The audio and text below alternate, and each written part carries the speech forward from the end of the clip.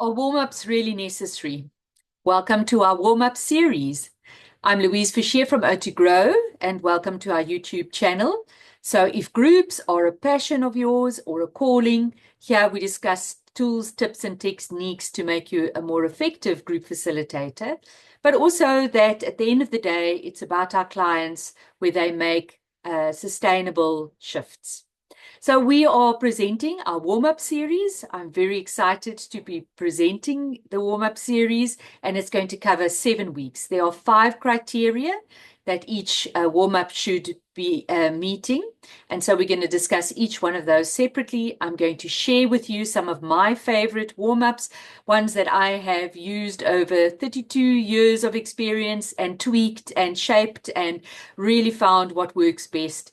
And I've always got those kind of 10 ones that I keep falling back to in different ways, shapes, and sizes, but in essence, they are all more or less the same. And these I will share with you throughout the warm-up series. So the question to just place all of this warm-up series in context, and why 7 episodes for warm-ups? I mean, surely, is it really so essential? What can be so important about warm-ups, you might be thinking? And I've been there. I've been where I thought, you know what? I get such wonderful moments in my activities and post-activity discussions. The warm-up feels superfluous, irrelevant, superficial. I'm really going to spend all my time focusing on what's going to happen in the group. And then what happens? The group falls flat because nobody is warmed up, nobody is prepared. And then it feels like you're actually pulling your group members through mud. It's hard work from the therapist to try and motivate and engage the clients when you have not had a warm-up. So sometimes it's laziness as well. Or I don't have time for that now. Or sometimes it's not understanding how valuable a warm-up is. Sometimes it feels that time is restricted. But I want to give you kind of a sense of how important a warm-up is. So we're going to discuss the goal of a warm-up in a minute. But just in terms of time, we normally say that depending on how much time you have for your group, we work in thirds.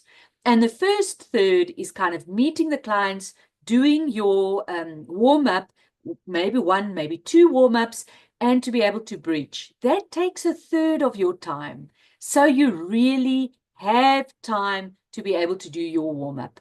The second third of your time is your activity, and the third basically is your post-activity discussion and the closure of your group. So kind of ease into the idea that I am allowed to take up time for a warm-up.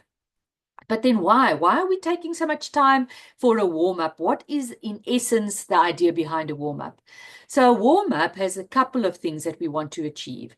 And apart from going through each criteria, which I will do, what you in essence are wanting is, first of all, for the clients to get a bit of a taste of what's going to come for the rest of the group. So the warm-up might have a tiny little bit of discomfort, or we are asking them to stretch or grow a little bit, but it's all within a safe, non-threatening, often a fun activity, and people don't actually realize that they are pushing themselves a little bit because it feels so non-threatening. It's more often in a game or in a fun, spontaneous way, so they're not realizing it.